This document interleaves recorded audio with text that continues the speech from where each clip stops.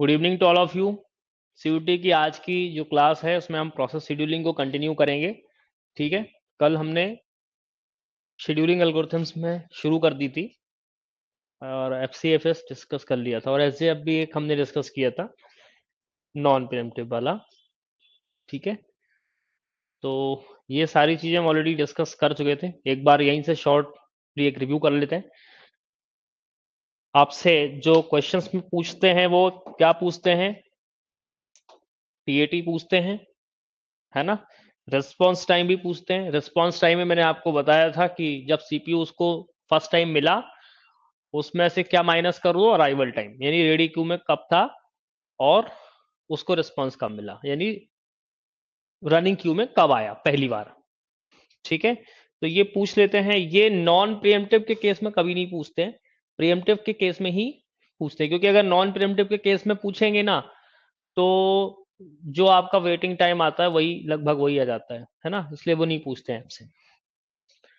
फिर हमने बात की थी अराइवल टाइम। अराइवल टाइम मतलब वो टाइम जब कोई प्रोसेस रेडी क्यू में आती है उसे बोलते हैं हम अराइवल टाइम। ठीक है, वर्स्ट टाइम वो टाइम जिस टाइम में हम कोई प्रोसेस को कंप्लीट करते हैं बट इसमें वेटिंग टाइम इंक्लूड नहीं होता है। ठीक है, कंप्लीशन टाइम ये वो टाइम होता है जिसमें कोई प्रोसेस एंटर से लेकर के कंप्लीशन टाइम तक जाती है।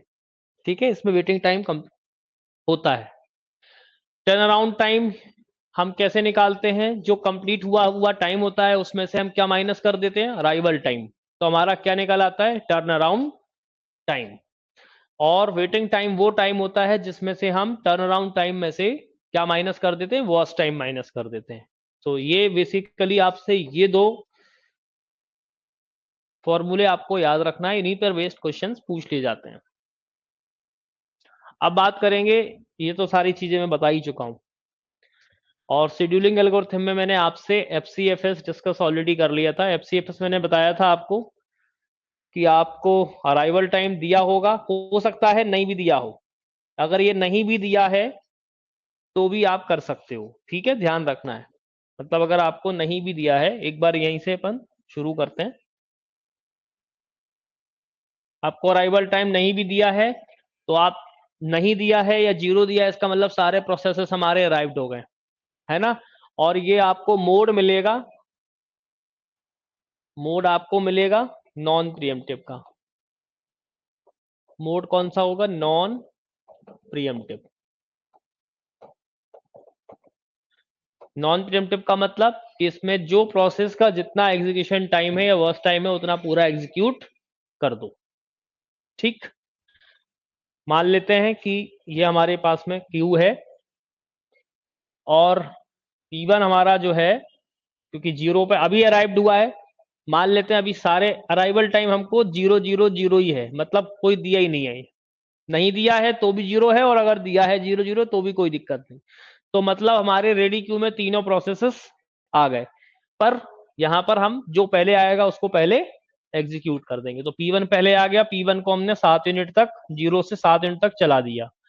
फिर P2 आ गया, तो P2 को हमने कहां से कहां तक चला दिया? 7 से 10 तक चला दिया, 3 यूनिट चला दिया। और P3 को चला दिया इसके बाद 14 तक। ठीक, इस तरह से हम करते हैं।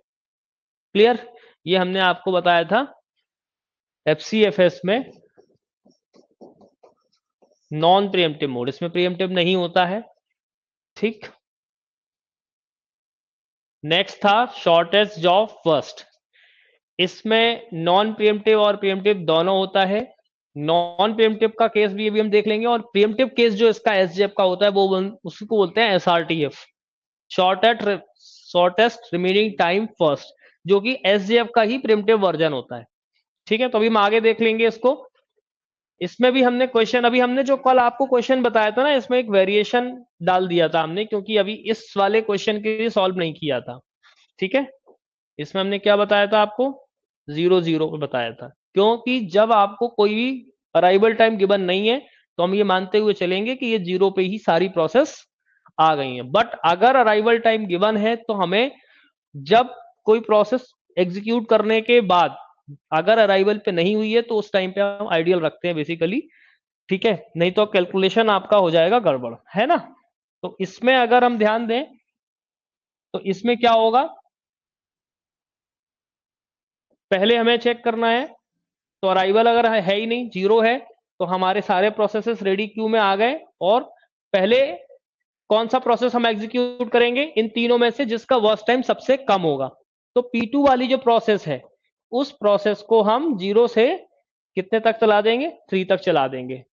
और देन इसके बाद इन दो प्रोसेस को देखेंगे कि कौन सा छोटा है, मतलब वर्स्ट टाइम में, तो P3 हमारा है, इसको हम 7 तक चला देंगे। और फिर P1 को कितना चलाएंगे, 14 तक चला देंगे।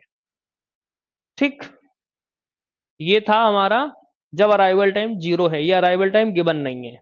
अब मान के चलो अराइवल टाइम हमारे पास में गिवन है, तो कैसे चलाएंगे हम। ठीक है, देखो सबसे पहले हमारा कौन सा प्रोसेस आया, P1, है ना। जीरो से 1 में कौन सा आया, P1, है ना। मान लेते हैं कि आ गया, बट P1 का वर्स्ट टाइम कितना है, 7 है ना। जीरो से 1 में, तो हम P1 को कितना चलाएंगे,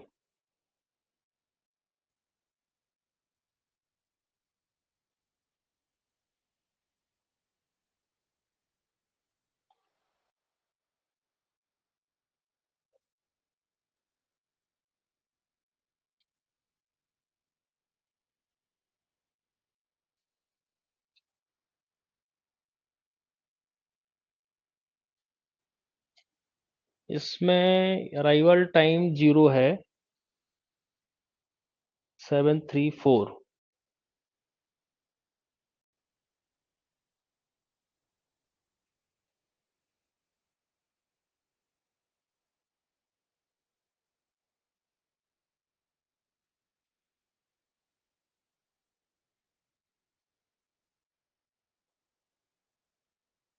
क्या पूरी 7 एग्जीक्यूट कर देंगे, नहीं।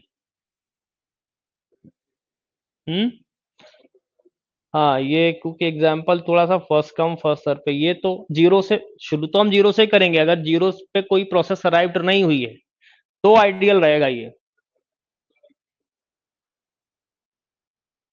हाँ, तो हमें जीरो से फिर 1 पे आइडियल रखना पड़ेगा, बिकॉज यहां पर, क्योंकि अगर हमने P1 को एग्जीक्यूट कर दिया इसमें, तो पूरा 7 करना पड़ेगा, क्योंकि ये नॉन प्रिएम्प्टिव मोड है हमारा। मोड कौन सा है, प्रिएम्प्टिव के मोड में कोई प्रॉब्लम नहीं आएगी। इसमें प्रिएम्प्टिव के मोड में क्या आएगा, ये अगर नॉन प्रिएम्प्टिव है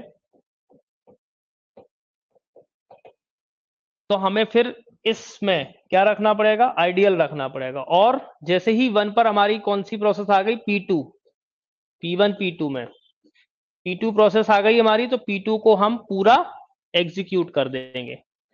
इसलिए अभी इस वाले न्यूमेरिकल के लिए ये क्वेश्चन फिट नहीं बैठ रहा है अभी, है ना, क्योंकि हमें जीरो पे अराइव तो हो गया है, लेकिन इस पे हम FCFS को एग्जाम्पल को बेस्ट तरीके से देख पाएंगे। तो अभी P2 को अगर हम एग्जीक्यूट करेंगे तो कितने यूनिट तक चली जाएगी ये, 3 यूनिट तक चली जाएगी, है ना। और इसके बाद अब देखो 3 पे सारी प्रोसेस हमारी अराइव्ड हो गई हैं, तो फिर हम कौन सी करेंगे, P3 करेंगे।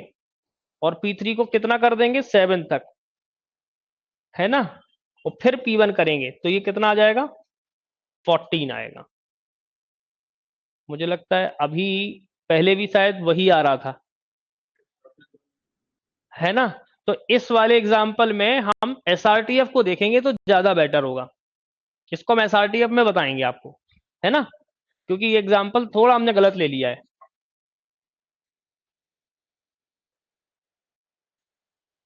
क्या बोल रहे हैं,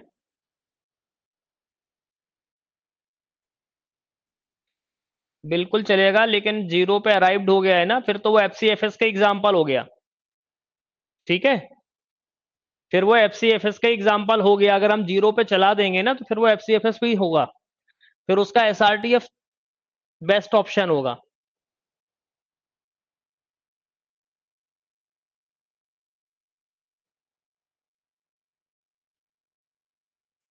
और अगर हम, एक मिनट, अगर हम P1 पूरा चला दें तो कैलकुलेशन किया था, मान लें अगर हम P1 को पहला पूरा ही चला दें तो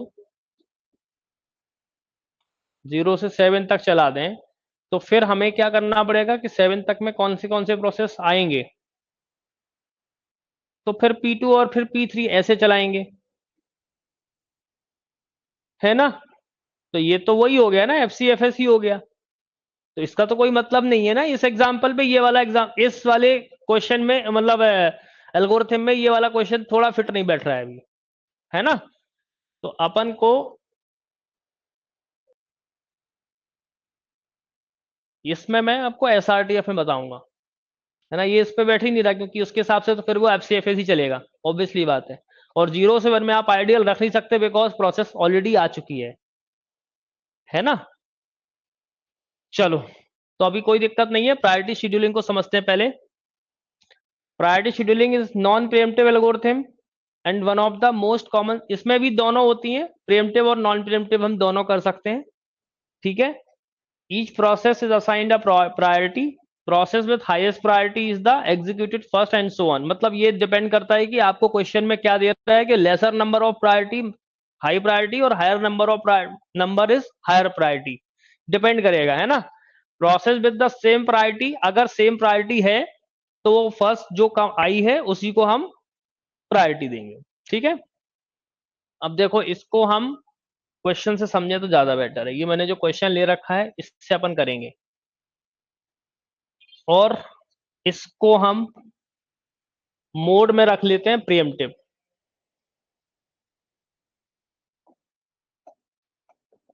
प्रीएम्प्टिव मोड होगा हमारा, ठीक है। अच्छा,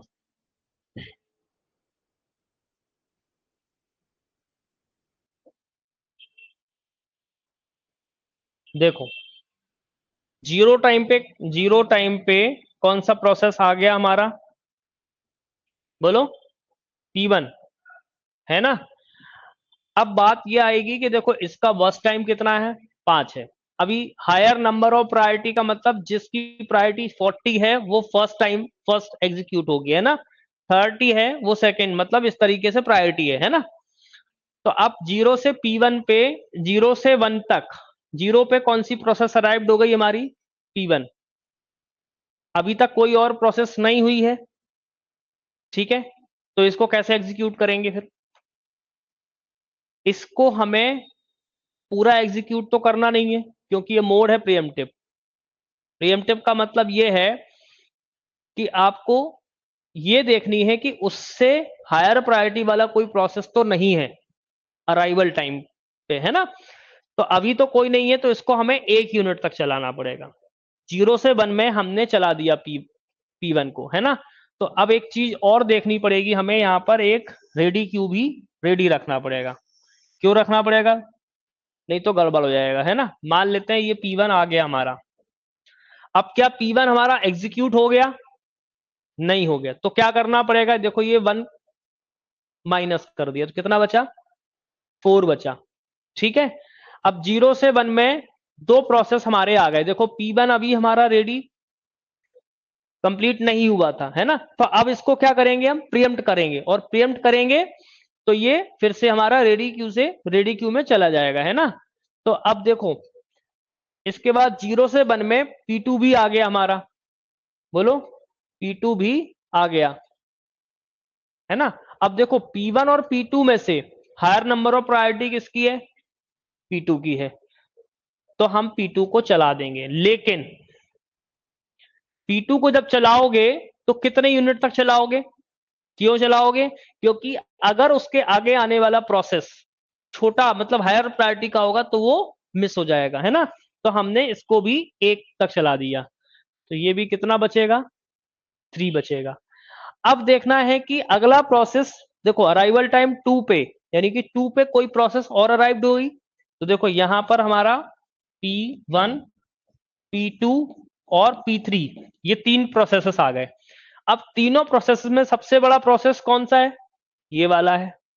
तो हम इसको कितना यूनिट चलाएंगे, अब भी 1 यूनिट ही चलाएंगे। क्यों चलाएंगे, क्योंकि अभी जो हमारे और प्रोसेसेस बचे हैं वो अभी हो सकता है उनमें से कोई एक छोटा प्रोसेस होगा। ठीक है, तो हमने 2 से 3 तक चला दिया, कोई दिक्कत नहीं ना।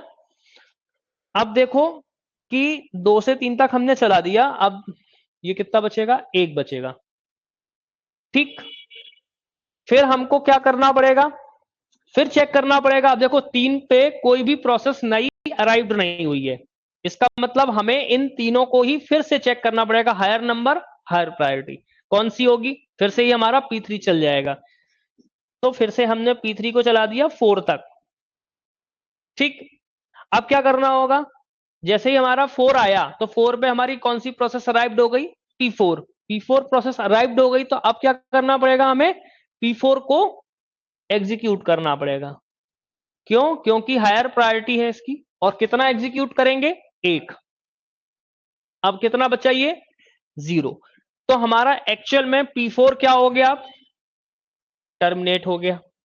अब देखो, अब देखो P4 कितना चला, 5 तक चला। अब देखो 5 पे कोई नई प्रोसेस अराइव्ड हुई है क्या, हमारे पास कोई प्रोसेस नहीं है। इसका मतलब हमारे पास में इस कंडीशन में P1 P2 और P3, ठीक है, ये 3 है ना। अब कौन सा चलेगा, P3 ही चलेगा। नहीं, P3 कहां टर्मिनेट हो गया, P4 चलेगा ना। अच्छा, P3 टर्मिनेट हो गया, हाँ P3 भी टर्मिनेट हो गया था, है ना, ये माइनस करना बहुत जरूरी है ना। तो अब बचा P1 और P2। P1 और P2 में से हायर नंबर प्रायोरिटी इसी के रहने वाली, ऑब्वियसली बात है। तो अब इसको आप इकट्ठा चला सकते हो, है ना। कितना, P2। तो P2 को जैसे ही चलाएंगे, P2 कितना चलाएंगे, बचा हुआ 3, 8 तक। और इसके बाद P1 को चला देंगे कितने तक, 12 तक। ठीक, क्लियर।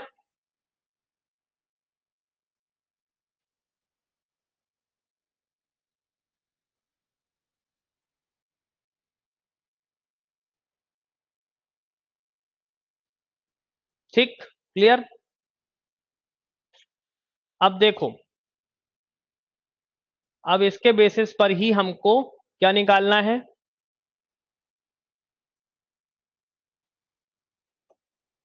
टीएटी निकालना है,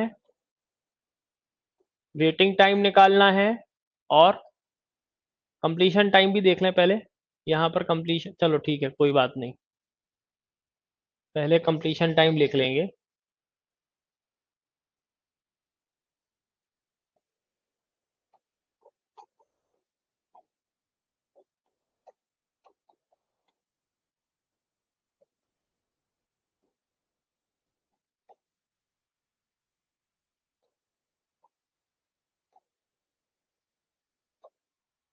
कंप्लीशन टाइम निकालो। P1 का कंप्लीशन टाइम कितना है, 12 है। ठीक है, P2 का कितना है, 8 है। P3 का कितना है, 4 है। और P4 का कितना है, 5 है। टर्न अराउंड टाइम क्या होगा, टर्न अराउंड टाइम देखो, फॉर्मूला एक बार लिख लो, CT माइनस AT। और वेटिंग टाइम क्या हो गया, TAT माइनस BT। ठीक है, चलो अब देखो, CT माइनस AT कितना हुआ, ये 12 हो गया। ठीक, ये कितना हो गया, 7। और ये कितना हो जाएगा, 2। और ये कितना हो जाएगा, 1। वेटिंग टाइम कितना होगा, TAT माइनस वर्स्ट टाइम, तो कितना हो जाएगा, 12 माइनस 5, 7, है ना। ये BT नहीं होगा, ये रिस्पॉन्स टाइम निकाल सकते हैं हम। ठीक है, 7 माइनस 12 माइनस 5, 7। और 7 माइनस 4 ये कितना हो जाएगा, 3। और ये 2 माइनस 2, 0। और ये 1 माइनस 1, 0। ठीक, क्लियर। हम्म, रिस्पॉन्स टाइम जब CPU पहली बार मिला है, रिस्पॉन्स टाइम मतलब, रिस्पॉन्स टाइम मतलब कितना होगा, when CPU meet the process, first minus arrival time. ठीक है, जैसे अगर हम बोलें कि P1 को CPU कब मिला, तो 0 पे मिला, तो इसका अराइवल टाइम कितना है, 0, 0 माइनस 0 मतलब 0। फिर इसके बाद P2 को पहली बार कब मिल गया, 1 पे मिल गया, तो 1 माइनस 1 0 मिला। ठीक है, फिर P3 की बात करेंगे, P3 को पहली बार कब मिला, 2 पे मिला, तो 2 माइनस 2 0। अभी तो यहां पर सब 0 0 ही आ रहे हैं, है ना। और P4 को कब मिला, 4 पे मिला, तो 4 माइनस 4, तो यहां पर तो सारे टाइम जो है वो 0 ही आएंगे, ऑब्वियसली बात है।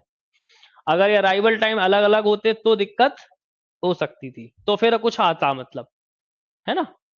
तो अभी यहां पर रिस्पॉन्स टाइम का तो कोई मतलब है ही नहीं कैलकुलेट करने का।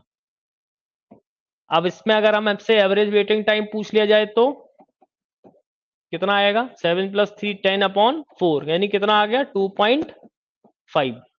और टर्न अराउंड टाइम पूछेगा तो टीएटी कितना हो जाएगा,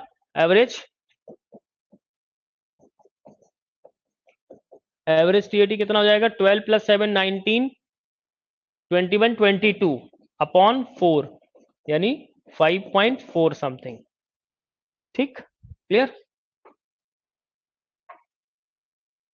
समझ आया।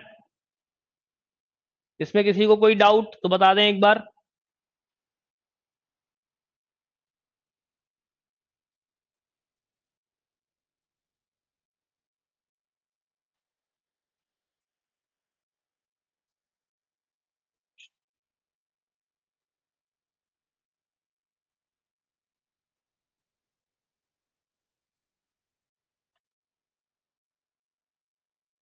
ठीक है, तो आगे बढ़ते हैं।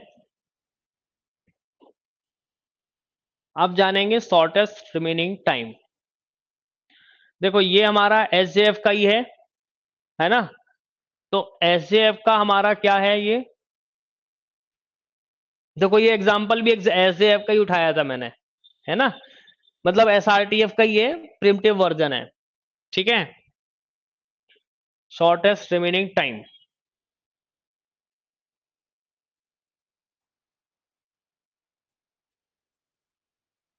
जो हम उसमें ले रहे थे वो इसी के एग्जांपल ले रहे थे, बेसिकली इस पे ही वो सूट करेगा ये एग्जांपल, है ना। देखो अब हमारे पास में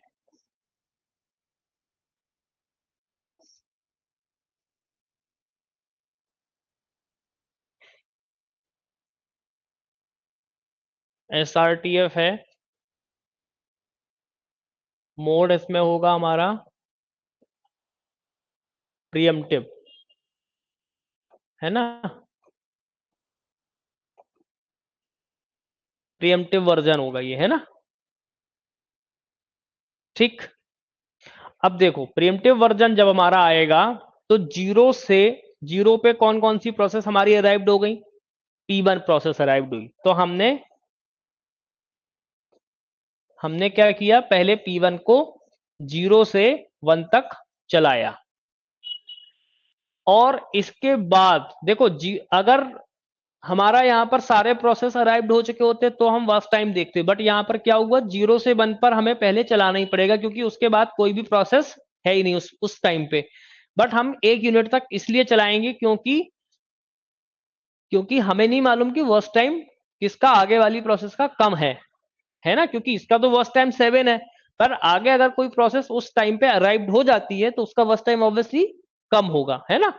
तो हमें कितने यूनिट तक चलाना है, 0 से 1 तक चलाना है। अब देखिए 1 पर हमारी कौन कौन सी प्रोसेस अराइव्ड हो गई है, P1 और P2। पर P1 और P2 में सबसे वर्स्ट टाइम किसका कम है, P2 का कम है, तो हमने P2 को चला दिया। ठीक, P2 को कितने तक चला दिया, 2 तक चलाया। क्यों चलाया 2 तक, इसलिए 2 तक चलाएंगे कि अगर हम एक साथ चला देंगे, है ना, अभी तो ये प्रैक्टिस नहीं, आपको धीमे धीमे करके ही करनी है। आपको पहले अंदाजा नहीं मारना है कि ये हम लगातार चला दें, है ना।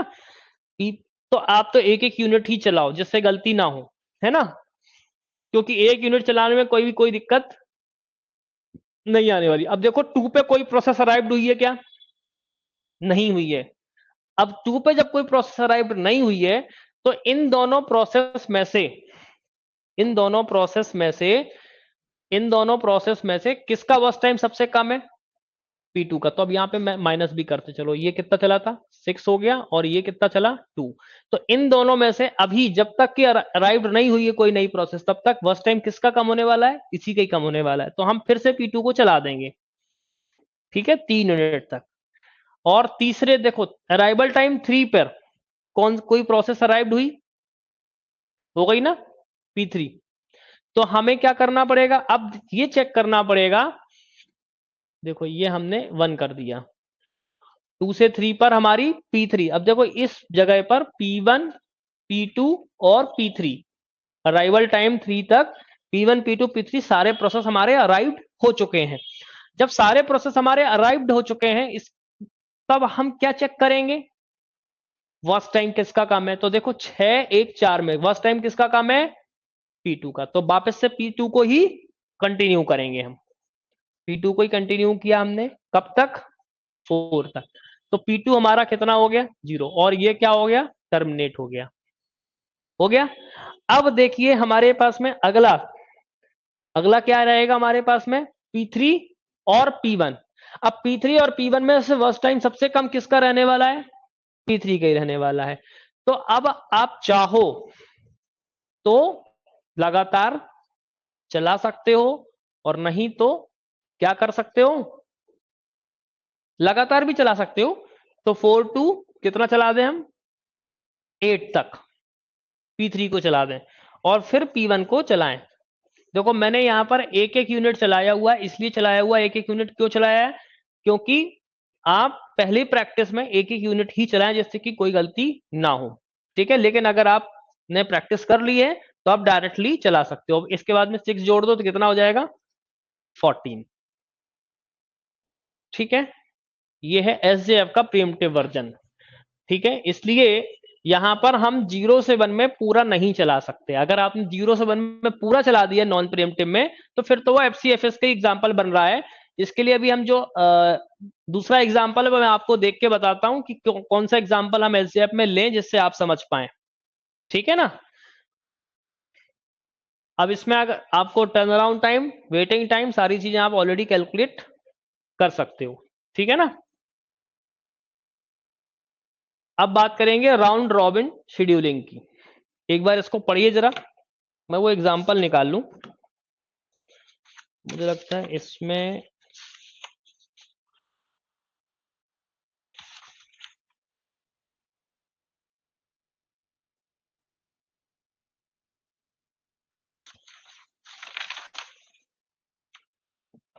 चलो मैं एक एग्जांपल दिखा रहा हूं आपको।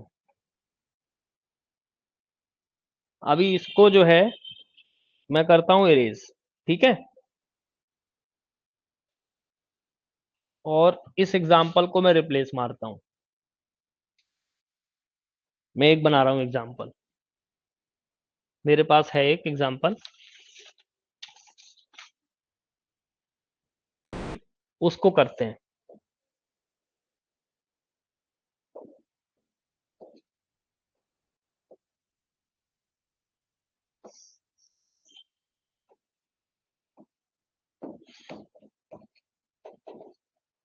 ये हो गई प्रोसेस, ये हो गई अराइवल टाइम और ये हो गई वर्स्ट टाइम,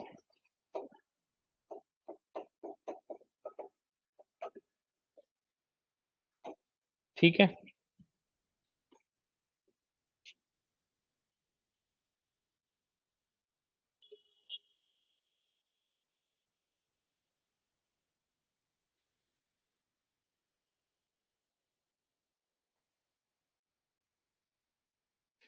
मेमोरी वाली क्लास शो नहीं हो रही है।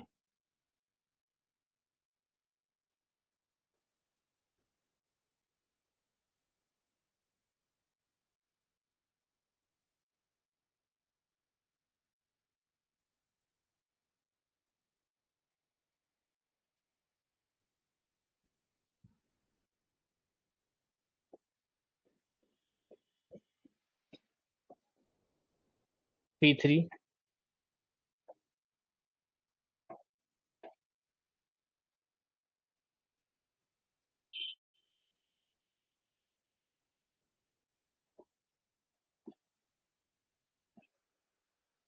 ठीक है,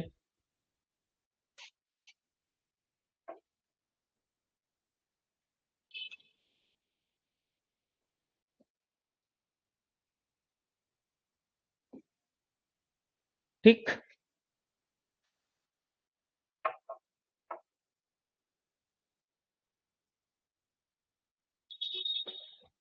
इसमें अगर हम बात करेंगे तो मोड है हमारा नॉन प्रियम्पटिव। अब चलाओ,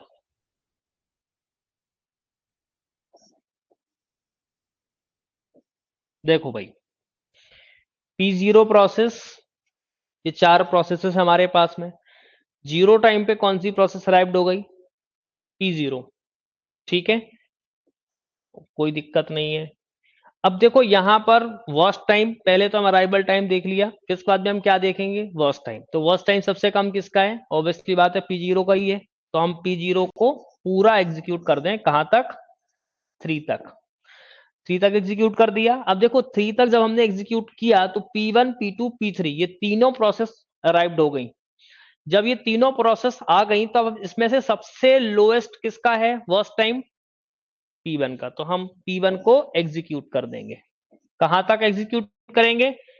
8 तक कर देंगे। ठीक है, फिर P0 खत्म, P1 खत्म। अब बची कौन सी प्रोसेस? P2 और P3। तो कौन सी प्रोसेस एग्जीक्यूट कर दें? P3 को। ठीक है, कौन सी कर देंगे? P3 को। और P3 को कब तक करेंगे? 14 तक कर देंगे डायरेक्ट।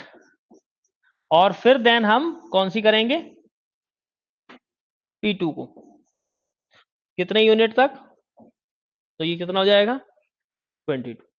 ठीक है, अब इस केस में आप निकालिए जो भी चीज आपको निकालनी है।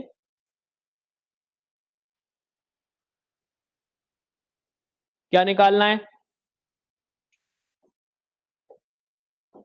कंप्लीशन टाइम, टीएटी और वेटिंग टाइम। तो ये अब आप कैलकुलेट कर लोगे।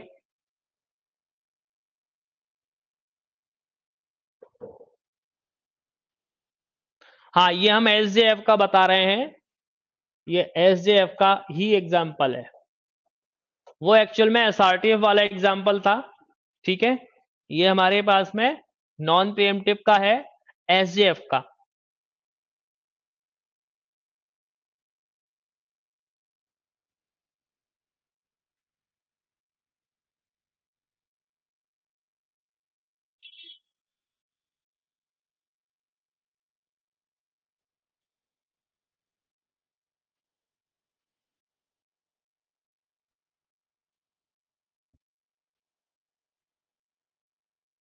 कंप्लीशन टाइम P0 का कितना है? 3 है। P1 का 8 है। P2 का 22 है। और P3 का 14 है। टर्न अराउंड टाइम निकालेंगे तो completion time minus arrival time, है ना? तो 3 माइनस 0 मतलब 3, 8 माइनस 1 मतलब 7, 22 माइनस 2 यानी 20, और 14 minus 3 11। Waiting time, 3 minus 3 0, 7 minus 5 2, 20 minus 8 12, और 11 माइनस 6 कितना होगा? 5। ठीक है, अब देखो इसमें अगर हम एवरेज वेटिंग टाइम निकालते हैं तो कितना आएगा? 12 प्लस 2 14, 14 प्लस 5 19/3, कितना आ जाएगा? 6.33 समथिंग। और अगर इसमें एवरेज टीएटी निकालेंगे तो कितना आएगा? बस वेटिंग टाइम ही निकाल लो आप। अब एक चीज और देखो, अगर इसी एल्गोरिथम को अगर हम एफसीएफएस से करते तो क्या? तब इसका वेटिंग टाइम बताओ। एफसीएफएस से लगाओ इसको और इसका वेटिंग टाइम बताओ इसी क्वेश्चन में।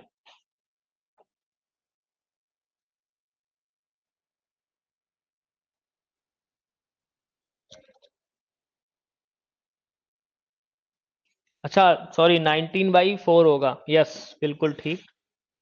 तो 4 4 जा 16, 30, 4 7 जा 20, ये होगा 4.75 आ रहा है, राइट है ना, थोड़ा गलत हो गया था, 4.75।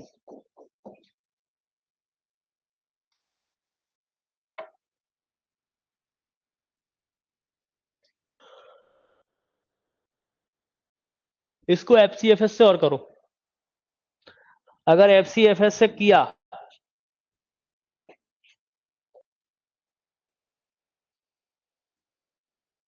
तो कितना होगा, देखो क्यू बनाते हैं पहले तो उससे पता लग जाएगा। एफसीएफएस से करा तो P0 आएगा, 0 से सीधा हमने P3 तक एग्जीक्यूट कर दिया, फिर आएगा P1, इसको 8 तक एग्जीक्यूट कर दिया, 3 + 5 8, फिर आएगा P2, P2 को 8 एग्जीक्यूट कर दिया, 16 है ना, सही है ना, 8 और 8 16, और P3 को किया तो कितना आएगा, 22 आएगा। अब अगर इस कंडीशन में हम देखेंगे तो मैं येलो से लिख रहा हूं, है ना, P0 का तो 3 है, P1 का 8 है, सही है, पर P2 का कितना हो जाएगा, अब 16 हो जाएगा, और P3 का कितना हो जाएगा, 22 हो जाएगा। क्लियर। अब टर्न अराउंड टाइम निकालें तो completion time minus arrival time, तो 3 - 0 इसका 3 आएगा, 8 - 1 7, ये दोनों सेव रहेंगे, पर 16 - 2 कितना हो जाएगा, ये 14 हो जाएगा, और 22 - 3 यानी 19, राइट। अब अगर वेटिंग टाइम कैलकुलेट करेंगे तो TAT माइनस वर्स्ट टाइम, तो 3 - 3 0, ये 2, और 14 - 8 करेंगे तो ये आएगा 6, और ये 19 - 6 करेंगे तो ये जाएगा 13, है ना। अब अगर इस केस में अगर एवरेज वेटिंग टाइम कैलकुलेट करोगे तो क्या आएगा, 13 6 18 2 20, है ना, 13 6 19 2 21 ना, क्यों, 21/4, तो अब कितना आएगा, 5.45 जा 20, 10, 4 2 जा 8, 25। तो देखो ये डिफरेंस आएगा एसजेएफ से करने पर और एफसीएफएस से करने पर, एसजेएफ में नॉन प्रिएम्प्टिव से करने पर। समझ गए कि नहीं। अभी एक और क्वेश्चन मिल गया आपको, इसी क्वेश्चन को प्रिएम्प्टिव मोड से करना यानी एसआरटीएफ से करना तो क्या आंसर आता है, ठीक है।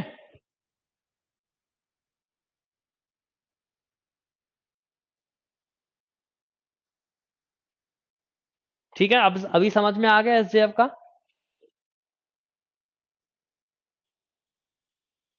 अब बात करेंगे राउंड रॉबिन की। Round robin is the preemptive process scheduling algorithm. इसमें हमको सारी कुछ ठीक है, इसमें हमको टाइम क्वांटम दे देते हैं, वो कितने टाइम क्वांटम तक हमको चलाना है ना। तो once a process is executed for a given time period it is a preempted and other process execute a given time period। यहां पर हम ठीक है, कंटेक्स्ट स्विचिंग का मतलब वही है कि एक प्रोसेस को प्रिएम्प्ट करके दूसरी प्रोसेस को हम रनिंग क्यू में लाएंगे, उसको हम वापस से रेडी क्यू में डाल देंगे, तो यहां पर उसी को ही बोलते हैं कंटेक्स्ट स्विचिंग। रियल टाइम के सिस्टम्स पर ये अप्लाई आप कर सकते हो, क्योंकि जहां आपको ये बात नहीं मालूम है वहां आप कुछ कुछ यूनिट तक आप चला सकते हो, ठीक है। अब इस वाले में ध्यान हमेशा रखना पड़ेगा कि रेडी क्यू बराबर आपको मेंटेन करना पड़ता है ना, ठीक है। चलो करते हैं, देखो तो यहां पहले से हम ये तो एक रनिंग क्यू ले लेते हैं, और ये हम एक रेडी क्यू ले लेते हैं। ये कौन सा हमारा है, रेडी क्यू, और ये है हमारा रनिंग क्यू,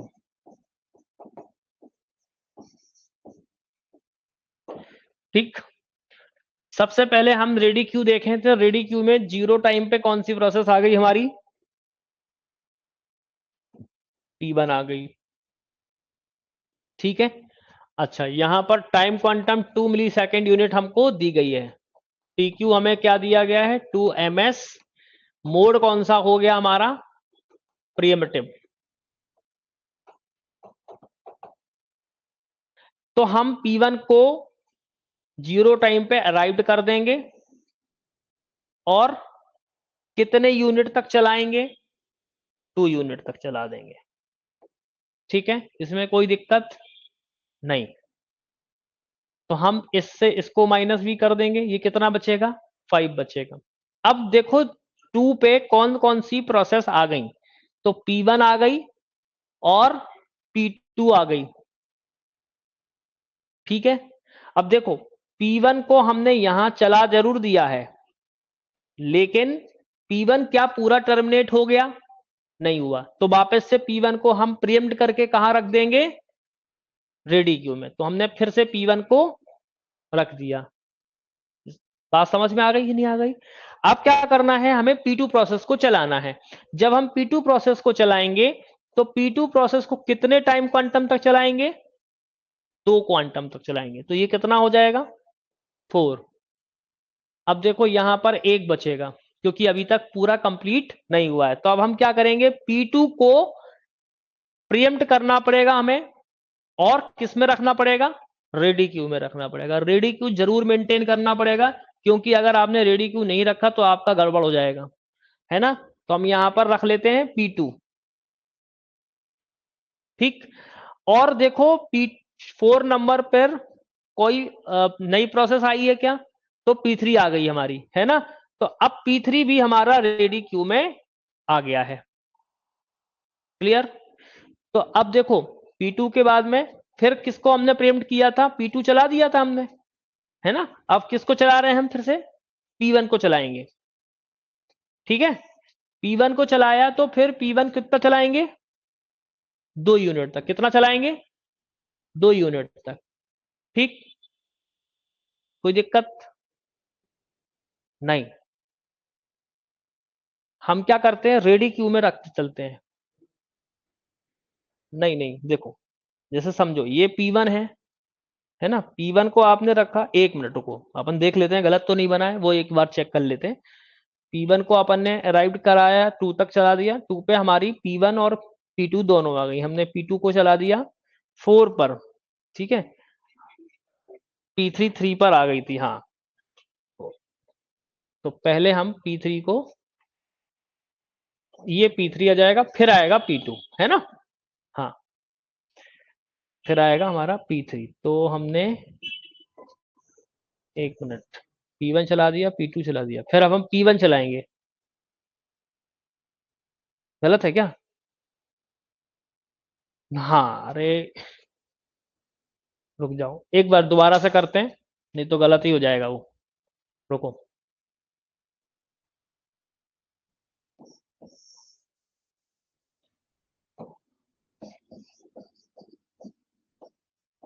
ये रेडी क्यू हो गया हमारा और ये रनिंग क्यू हो गया, है ना?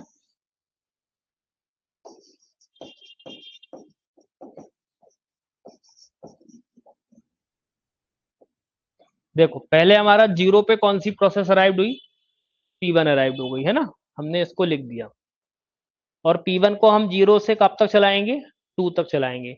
ठीक, तो उसी दौरान कौन सी प्रोसेस हमारी रेडी क्यू में आ गई? P2 आ गई।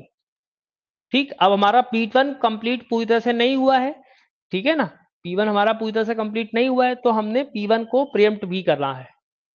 तो ये तो P1 सही आ गया इस पे, इसमें तो कोई दिक्कत नहीं है ना? फिर हम P2 को चलाएंगे, और कब तक चलाएंगे P2 को? 4 तक चलाएंगे। अभी देखो हमने इसको माइनस कर दिया, ये हो गया 5 और ये हो गया 1। ठीक है, अब देखो 4 पे हमारी कौन सी प्रोसेस आ गई? P3 आ गई। तो सही तो बना था हमारा, सही नहीं बना था? पहले भी तो सही बना था भाई। पहले P1 आ चुका है ना, P1 को हम तो प्रिम्प्ट कर चुके हैं, तो वो तो आ गया रेडी क्यू में वापस से। पर उसके बाद तुरंत P3 चलेगा, है ना?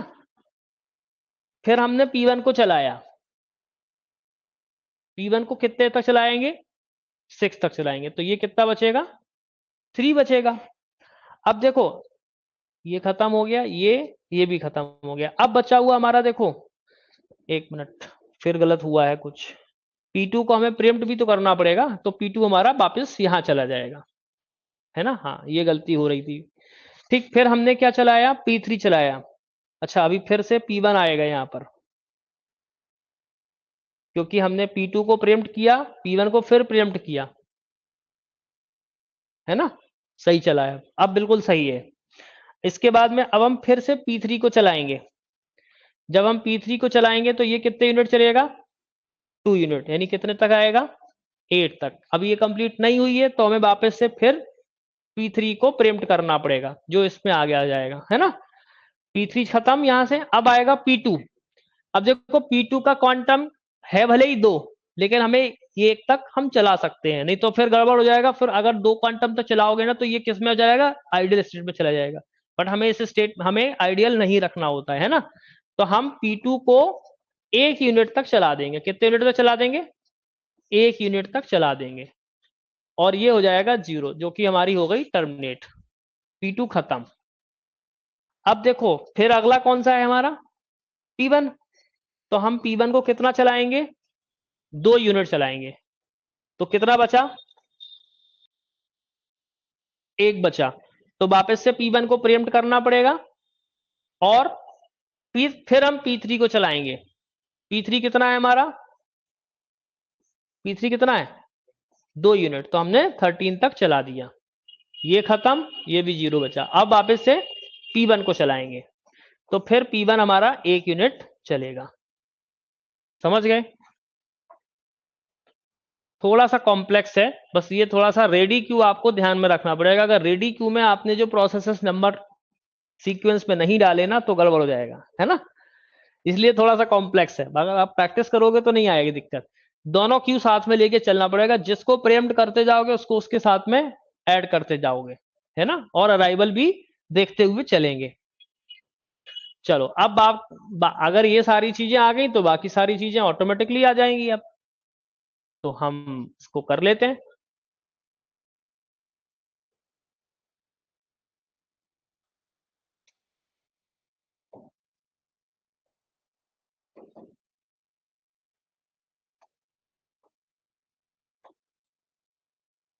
ये हो गया कंप्लीशन टाइम, ये हो गया हमारा PAT,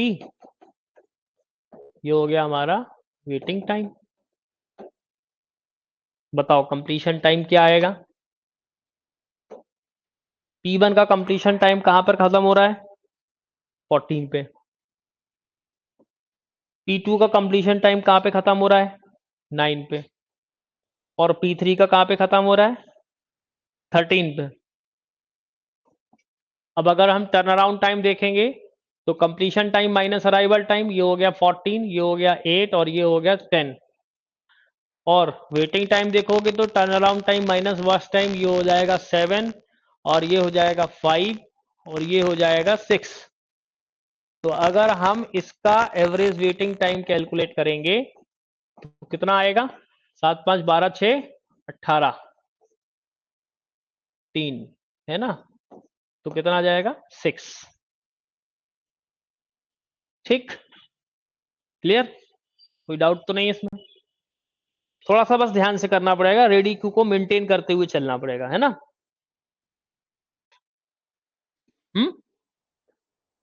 हाँ,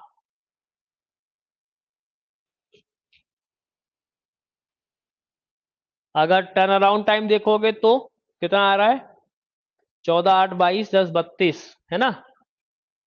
एवरेज TAT देखोगे तो कितना आएगा, 32/3, कितना आएगा, लगभग 10.6 समथिंग ना।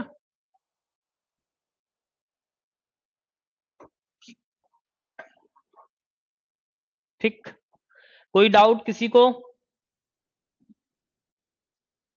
आई थिंक क्लियर होगा। फिर भी बता दो अगर किसी को कोई डाउट है तो। चलो ठीक है।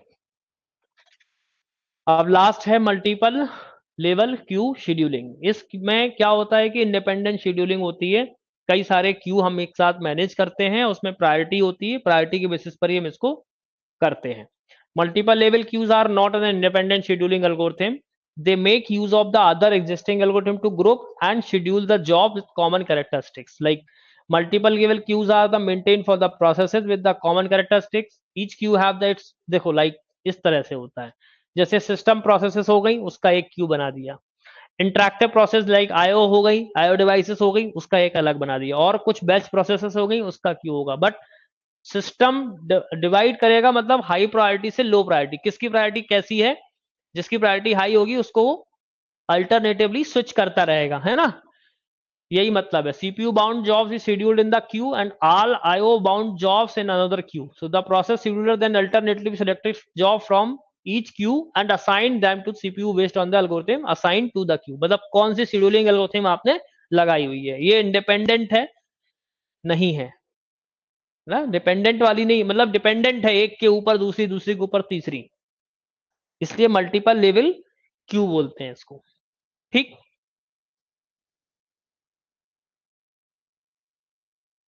डन, सारी शेड्यूलिंग एल्गोरिथम हमारी फिनिश हो गई है।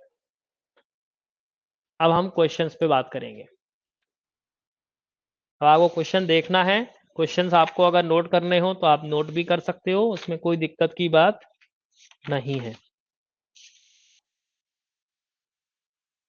क्वेश्चन क्या है, the processes that are residing in the main memory and are ready and waiting to execute are kept on the list. कौन सी होगी इसमें से ऑप्शन, ऑब्वियसली बात है रेडी क्यू। वो जितनी भी प्रोसेसेस होंगी जो एग्जीक्यूट होने के लिए रेडी हैं और वेटिंग में हैं, दोनों बातें, या तो एग्जीक्यूट होने के लिए रेडी हैं या फिर वो वेटिंग स्टेट में है, पर हैं वो अराइव्ड हो चुकी हैं, तो वो क्या होंगी, रेडी क्यू में होंगी। ठीक है, इसलिए उसने बोला है कि the processes that are residing in the main memory, main memory में ही रेडी क्यू हमारा होता है। ठीक, तो इसका आंसर क्या होगा, रेडी क्यू। नेक्स्ट क्वेश्चन है, the interval from the time of submission of a process to the time of completion is termed as.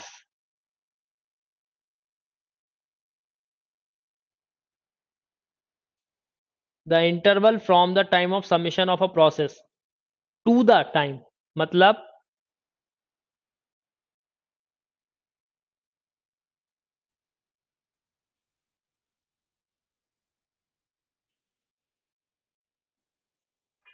हाँ ऑब्वियसली बात है टीएटी होगा। वो कौन सा इंटरवल है जो time submission of the process at the time of the completion, मतलब उसमें से अराइवल टाइम में माइनस कर देते हैं, तो ऑब्वियसली बात क्या होगी, turn around time. Waiting time तो हो ही नहीं सकता और रिस्पॉन्स टाइम हो ही नहीं सकता। रिस्पॉन्स टाइम का मतलब ये है सीपीयू को फर्स्टली, मतलब उसको सीपीयू कब मिला, किसी प्रोसेस को सीपीयू फर्स्ट टाइम कब मिला, है ना। थ्रूपुट भी नहीं हो सकता, इसलिए आंसर क्या होना चाहिए, टर्न अराउंड टाइम। इसी को ही हम बोलते हैं सबमिशन से कंप्लीशन तक की जो प्रोसेस है उसे ही हम टीएटी बोलते हैं। अगला क्वेश्चन, क्वेश्चन क्वेश्चन नोट करना है, नोट कर लो, कोई दिक्कत नहीं है, जिसने नोट नहीं करवाया नोट कर लो।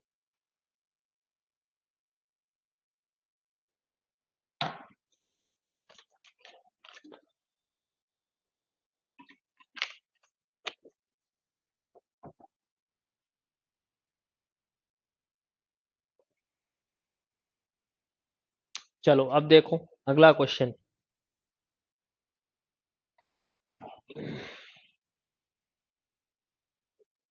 क्या है, which scheduling algorithm allocates the CPU first to the process that requests the CPU first। Answer क्या होना चाहिए इसमें, first come first serve scheduling, मतलब एफसीएफएस।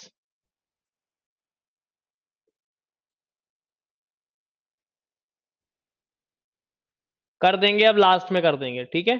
फर्स्ट में क्या दिक्कत है, फर्स्ट अपन ने शो तो किया था, अभी इसको लिख लो पहले आप, अगर आपको लिखना है तो। वो क्वेश्चन कह रहा है कि which scheduling algorithm allocates the CPU first to the process that request the CPU first, मतलब सीपीयू पहली बार कब मिला प्रोसेस को, और रिक्वेस्ट सीपीयू को कर रहा है पहली बार, तो मतलब जो पहले आया वही पहले सर्व होगा, ठीक है। FCFS,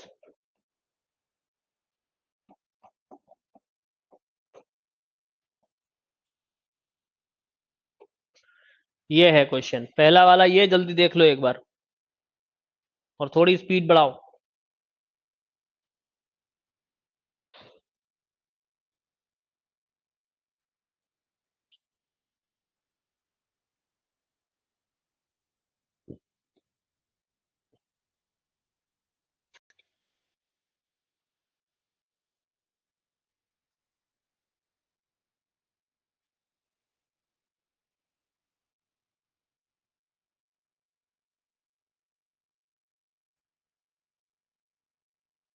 next question,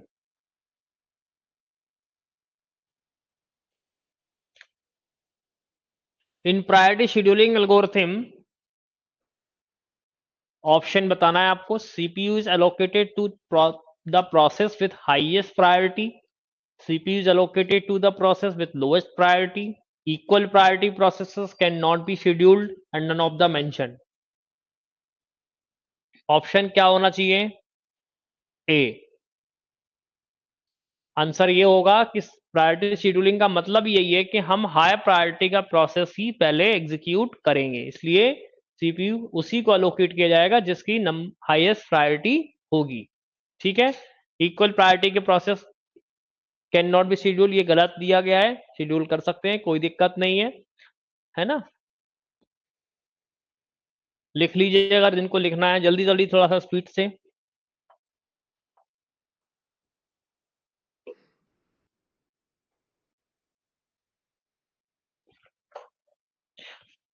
conceptual question इसी तरह से पूछ लिए जा सकते हैं, बाकी तो न्यूमेरिकल क्वेश्चन अगर आ गया तो न्यूमेरिकल तो आप कर लोगे।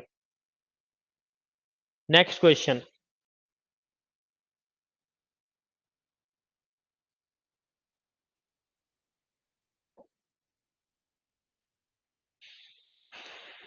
in priority scheduling algorithm, when a process arrives at the ready queue, so its priority is compared with the priority of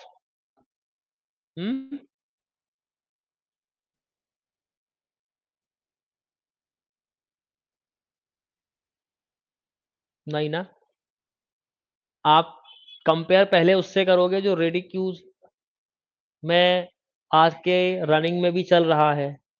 नहीं समझे? प्रायोरिटी में हम तभी चेक करेंगे ना क्योंकि रनिंग में भी तो है ना, तो करंटली रनिंग प्रोसेस इसका सही आंसर होगा। समझ गया? समझ में आ गई बात? सारी प्रोसेसेस नहीं, हमारा जो कंपैरिजन है भाई, देखो समझो, जैसे हमारा रनिंग प्रोसेस है उसके बाद में हाईएस्ट प्रायोरिटी किसकी है तो उससे कंपैरिजन करते हैं। समझ में आ रही बात? तो बेसिकली इसका आंसर क्या होगा? बी, करंटली रनिंग प्रोसेस, उससे आपका कंपैरिजन है। ऑल प्रोसेसेस इसलिए नहीं बोल सकते क्योंकि मान लो कि उस अराइवल पर प्रोसेस ही नहीं आई है, तो कैसे करोगे कंपेयर अगर ये ऑल प्रोसेस लगा दोगे तो? अभी आ गई बात समझ में? आपका कंपैरिजन उससे ही है ना जो है रनिंग में। ठीक है ना? ये ठीक वैसे ही समझो ना कि जैसे अगर मान के चलो कोई कंपटीशन आप बैठ रहे हो किसी कंपटीशन में, तो जो लोग आपके साथ में एग्जाम दे रहे हैं उन्हीं के साथ आपका कंपैरिजन है, उस व्यक्ति के साथ में कोई कंपैरिजन नहीं जो फर्स्ट आ चुका है या फर्स्ट हमेशा आता है, भले ही है ना फर्स्ट आता हो, लेकिन अगर वो रेडी में है ही नहीं, अगर वो रनिंग क्यू में है ही नहीं, मतलब वो बैठा ही नहीं है एग्जाम में, तो कैसे फर्स्ट आएगा? ये वही वाली बात है ना?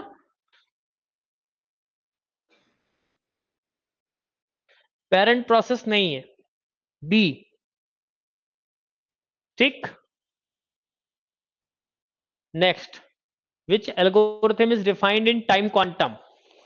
अभी अभी हमने पढ़ा है राउंड रॉबिन शेड्यूलिंग एल्गोरिथम में ही हमको टाइम क्वांटम दिया जाता है।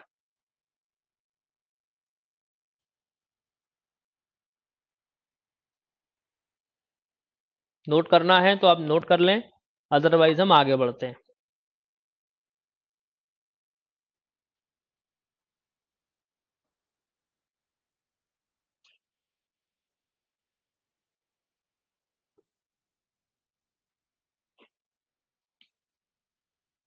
चलिए मूव करते हैं, अगला क्वेश्चन है CPU scheduling is the basis of.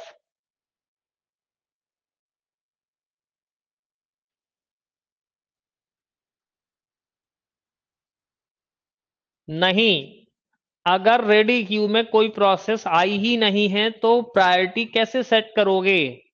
सोचो ना बेटा, रेडी क्यू में कोई प्रोसेस नहीं आई है तो कैसे करोगे सेट? इसलिए हमारा जो कंपैरिजन होगा वो करंट प्रोसेस से ही होगा।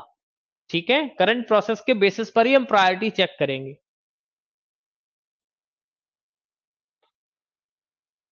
CPU scheduling is the basis of, भाई मल्टी प्रोसेसर सिस्टम नहीं, मल्टी प्रोग्रामिंग ऑपरेटिंग सिस्टम में ही हम यूज करते हैं। ठीक है, जहां पर मल्टीपल प्रोग्राम हमारे रहते हैं उसी पर हम शेड्यूलिंग एल्गोरिथम लगाते हैं, लार्जर मेमोरी साइज सिस्टम नहीं।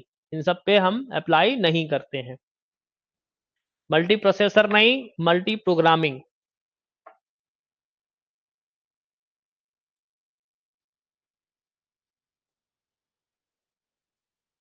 सिक्स क्वेश्चन जेएनयू 2018 में था। ओके, चलिए बहुत अच्छी बात है, अगर आप लगा रहे हो इस तरह के क्वेश्चन तो बहुत अच्छी बात है। With multi programming is used productively, क्या यूज करता है वो? With multi programming is used productively, obviously बात है, टाइम, ना स्पेस, ना मनी, ना ही सारे। टाइम ही तो इंपॉर्टेंट है, जितना हमारा कम टर्न अराउंड टाइम होगा, एग्जीक्यूशन टाइम होगा, उतना ही अच्छा आपका ऑपरेटिंग सिस्टम होगा, ऑब्वियसली बात है। Next, the switching of the CPU from one process or thread to another is called, क्या होता है?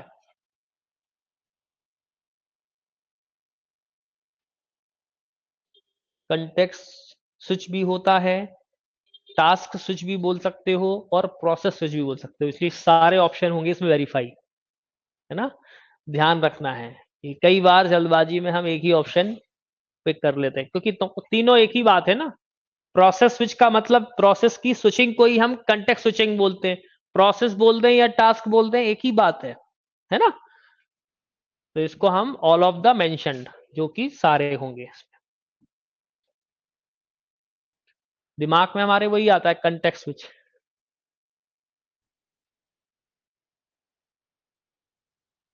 Next question, scheduling is done so as to,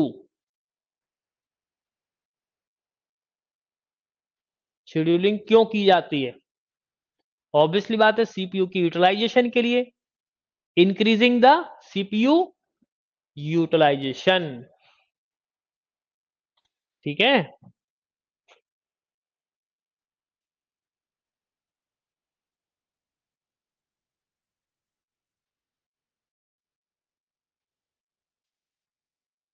बढ़े आगे।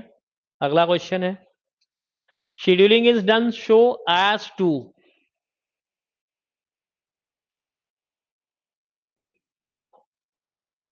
इंक्रीज द थ्रूपुट, ऑब्वियसली बात है, थ्रूपुट हम इंक्रीज कर देंगे, है ना, सीपीयू का यूटिलाइजेशन भी इंक्रीज कर देंगे, इसलिए हम शेड्यूलिंग लगाते हैं। नेक्स्ट, मूव करें।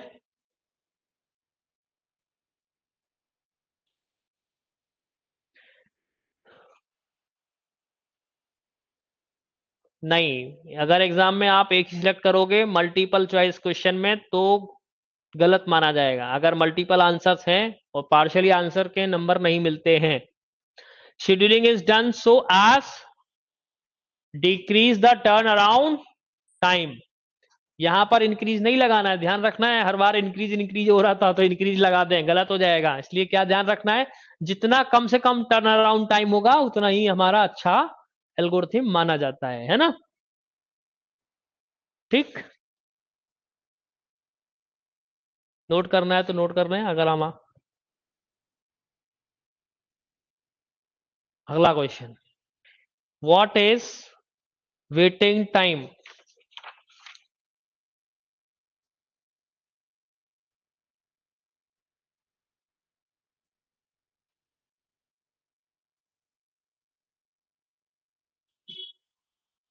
What is the waiting time, क्या होता है? The total time in the blocked and waiting queue नहीं होगा, the total time spend in the ready queue, मतलब कोई भी प्रोसेस अराइव हो गई उसके बाद रनिंग तक जाने में उसने कितना टाइम वेट किया, उसी को वेटिंग बोलोगे, है ना। तो the total time spend in the ready queue, ये आंसर सही होगा। अब रनिंग क्यू में जो टाइम स्पेंड किया वो वेटिंग टाइम नहीं होता है। The total time from the completion till submission of a process, ये भी नहीं होता है। ठीक है,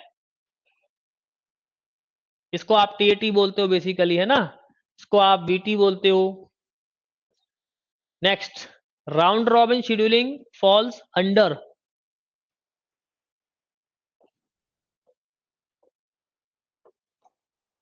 round robin scheduling falls under the category of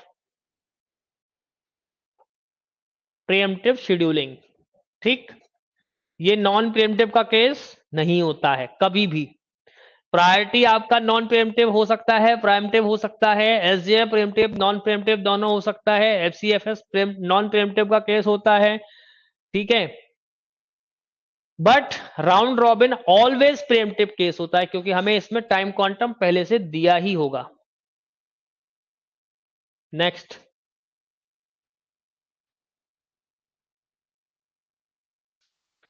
with round robin scheduling algorithm in a time shared system, बताओ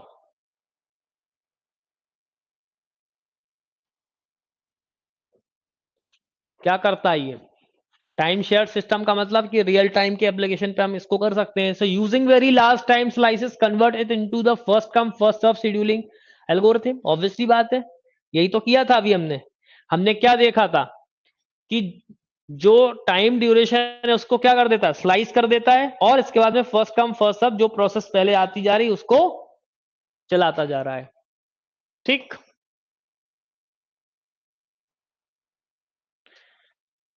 देखो using very small time slices उसको नहीं करता ये, यूजिंग एक्सट्रीमली स्मॉल टाइम नहीं, यूजिंग वेरी स्मॉल टाइम नहीं।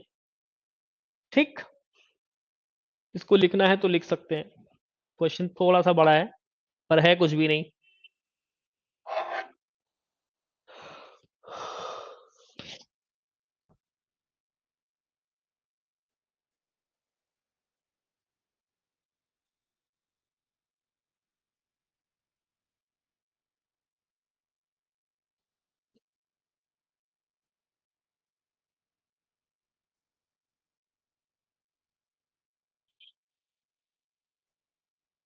Next question, what is a scheduling, what is a scheduling, allowing a job to use the processor. Obviously बात है, बिल्कुल सही यही होगा। Making a proper use of processor, no. All of the mention no, none of the mention no. Answer क्या हो जाएगा, ए। बिल्कुल सिंपल है। 16 में,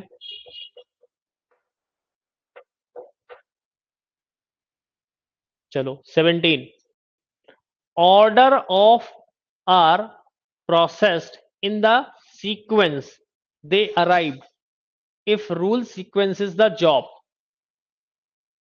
ऑब्वियसली बात है, अगर कोई भी प्रोसेस ऑर्डर में आई है P1 P2 P3 P4 और उसी ऑर्डर में प्रोसेस हो गई है, दैट मीन्स कि वो कौन सा केस हो गया, FCFS। ठीक,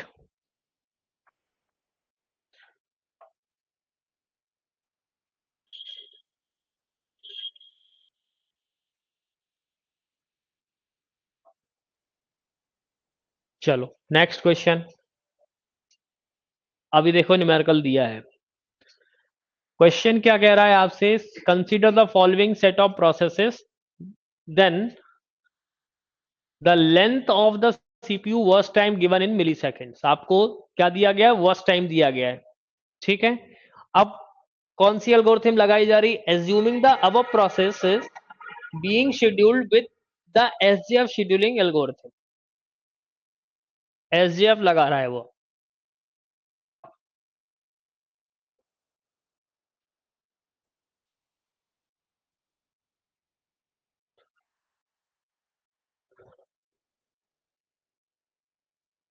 क्या पूछ रहा है आपसे, वेटिंग टाइम पूछ रहा है। ठीक है, तो अब यहां पर अराइवल हमें नहीं दिया गया, मान लेते हैं कि सारे प्रोसेस एक समय पर ही अराइव्ड हो गए हैं। अब देखो सबसे कम किसका वर्स्ट टाइम है, P4 का है। तो फर्स्टली हम कौन से एलोकेट एग्जीक्यूट करेंगे, P4 को, 0 से कब तक, 3 तक। देन किसका है, P1 का है ना, कितना हो जाएगा P1 का, 9। अच्छा, पूछ किसका रहा है, P1 के केस में ही पूछ रहा है, तो आप डायरेक्टली भी बोल सकते हो कि P1 प्रोसेस ने कितना वेटिंग, 3 मिली सेकेंड्स है ना। फिर भी हम बना लेते हैं पूरा, P2 नहीं P3 आएगा, और P3 9 7 16, और इसके बाद P2 24, है ना। अब वेटिंग टाइम क्या होता है, turn around time minus waiting time बराबर कैसे कैलकुलेट करते हो, TAT माइनस BT। अब देखो, और TAT मतलब क्या होता है, completion time minus AT। AT यहां पर 0 है, तो सीधा कंप्लीशन टाइम ही टर्न अराउंड टाइम हो गया, ठीक है। और P1 प्रोसेस का टर्न अराउंड टाइम कितना है, P1 प्रोसेस का टर्न अराउंड टाइम कितना है, 9 है। P1 का टर्न अराउंड टाइम कितना है, 9। ये TAT आ गया।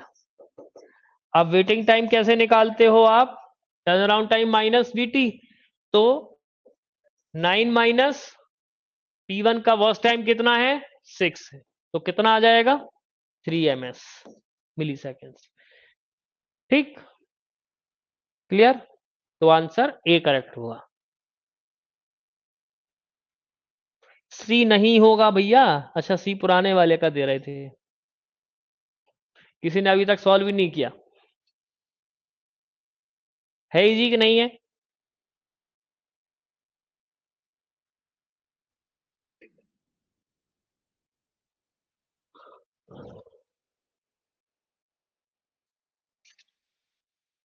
Next question, preemptive shortest job first scheduling is sometimes called,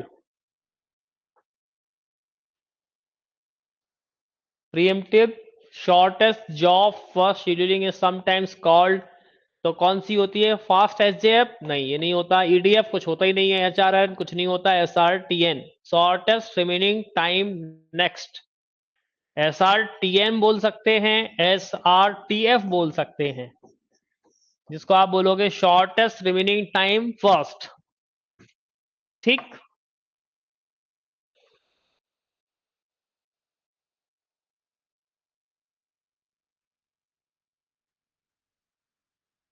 clear. Next, choose one of the disadvantages of the priority scheduling algorithm,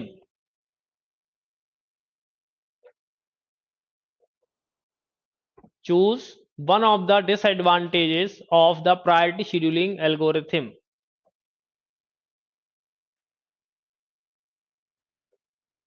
It schedules in a very complex manner, नहीं। Its scheduling takes up a lot of time, नहीं। It can lead to some low priority processes waiting indefinitely for the CPU। yes, यही answer होगा, क्योंकि ये इसका disadvantage है कि एक प्रोसेस लंबे समय तक इंतजार करती रहेगी, है ना, तो ये इनडेफिनिट हो सकता है वेटिंग। ठीक, तो आज की क्लास हम लोग यहीं पर एंड करेंगे। हमारा प्रोसेस शेड्यूलिंग कंप्लीट हो गया है। अब कल जो है डिजिटल फंडामेंटल का एक टॉपिक होगा, वो टॉपिक है नंबर पॉइंट रिप्रेजेंटेशन। ठीक है, अभी हम लोगों ने नंबर सिस्टम पढ़ा था डिजिटल फंडामेंटल में, मैंने आपको कन्वर्जन्स कराए थे, उसी के आगे का टॉपिक है नंबर पॉइंट रिप्रेजेंटेशन। तो इसकी क्लास आपको इसी नाम से मिलेगी कल। ठीक है, ध्यान रखना है, नंबर पॉइंट रिप्रेजेंटेशन, CUT के नाम से नहीं होगा, नंबर पॉइंट रिप्रेजेंटेशन के नाम से होगा। ठीक है, वो अभी अगर आपको दिख रही नहीं रही होगी तो दिखने लग जाएगी, टेंशन लेने की जरूरत नहीं है, वो आपको दिखेगी। ठीक, शेड्यूल आप देख लेना। Okay, thank you. अभी किसी को कोई डाउट हो तो मुझसे पूछ ले, नहीं तो मैं क्लास को एंड करूंगा।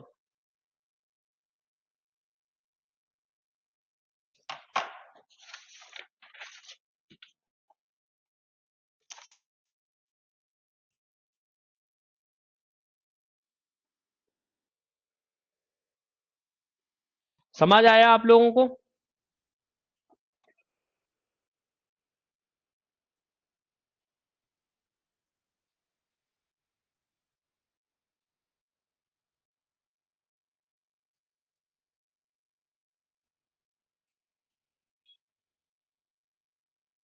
हाँ, कल की क्लास, अरे आप CUT वालों के लिए ही है, ठीक है, कल का क्लास सीयूटी वालों के लिए ही है। सीयूटी और निमसेट का जो कॉमन टॉपिक होता है उसको हम कॉमन नाम से लेते हैं, इसलिए आप कंफ्यूज ना हो, ये आपके पार्ट है, आपके सिलेबस का ही पार्ट है।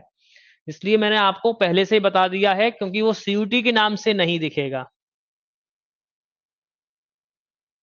आपको सीयूटी के नाम से नहीं दिखेगी वो क्लास, आपको दिखेगी नंबर पॉइंट रिप्रेजेंटेशन के नाम से क्लास। ठीक है, पर आपके ही सिलेबस का पार्ट है। ठीक है, तो ध्यान रखें इस बात को। हाँ, अब आप क्या कह रहे हो, कंपैरिजन वाले में क्या दिक्कत आ रही थी? हाँ, क्या प्रॉब्लम है इसमें?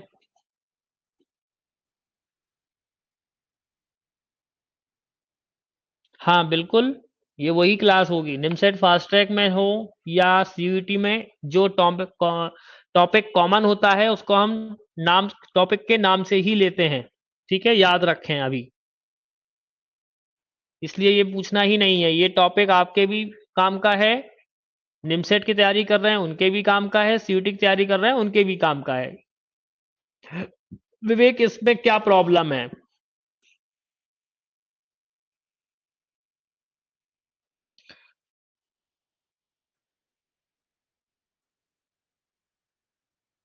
आप ये बताओ।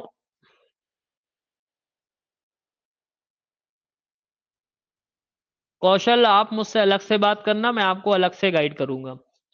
इन priority scheduling algorithm, when a process arrives at the ready queue, its priority is compared with the priority of। ठीक है, तो जब भी आप प्रायोरिटी चेक करोगे कोई भी प्रोसेस, देखो इसमें क्या लिखा है, when a process arrives eight ready queue, मान लेते हैं कि एक प्रोसेस आई। ठीक है, अभी अगर हम ध्यान दें,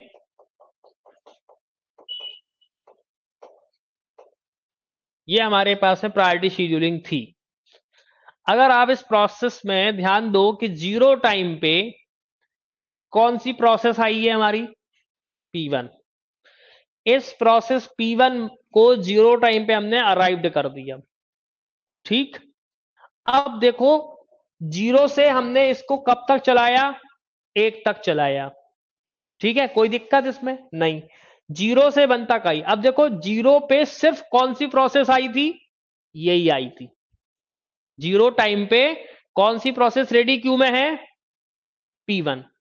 ठीक, जबकि आपको गिवन है P2, P3, P4। अगर आप सोचो, P4 की प्रायोरिटी सबसे हाईएस्ट है, ये हाईएस्ट प्रायोरिटी है, लेकिन जब तक ये रेडी क्यू में नहीं आई तब तक कैसे आप हाईएस्ट प्रायोरिटी डिसाइड करोगे या लोअर प्रायोरिटी डिसाइड करोगे? जो प्रोसेस पहले आई है और उसके बाद में कोई प्रोसेस नहीं है, दैट मीन्स कि उसकी प्रायोरिटी नंबर से उसका कोई मतलब है ही नहीं। ठीक है, तो हमने P1 तक ले आ दिया। अब P1 जीरो से वन पर आई तो वन पर दो प्रोसेस आई, जीरो यानी कि 10 वाली, सॉरी P1 वाली और P2 वाली, जबकि अभी इनके वर्स्ट टाइम पूरे नहीं हुए हैं। देखो अब आप ध्यान से, इसका वर्स्ट टाइम भी 4 है, इसका वर्स्ट टाइम भी 4 है, लेकिन हमें अब क्या देखना है, ये करंट प्रोसेस थी, ये कौन सी थी, करंट प्रोसेस थी, और किससे कंपेयर की जा रही है, कंपेयर किससे करी जा रही है, P2 के साथ में, कि इन दोनों में से हाईएस्ट प्रायोरिटी किसकी है, तो 20 की हाईएस्ट प्रायोरिटी, इसलिए हमने P2 को एग्जीक्यूट किया है। अभी बात समझ पा रहे हो,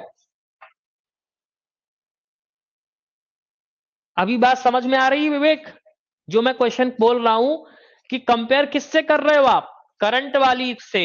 समझ में आ रही, करंट में कौन सी चल रही थी, P1 चल रही थी, और नई प्रोसेस कौन सी आई, P2। इसलिए क्वेश्चन क्या था, when I enter a process in ready queue then compare with the currently running process is correct answer. अगर आप P3 और P4 से कंपेयर करोगे तो गलत हो जाएगा, बिकॉज P3 P4 तो आई नहीं है। बात समझ में आ रही, तो अब इस क्वेश्चन का जो आंसर था वो हमने आपको बता दिया है, क्या, करंटली रनिंग प्रोसेस। ठीक, क्लियर, चलो, thank you, all the best, कल मिलेंगे।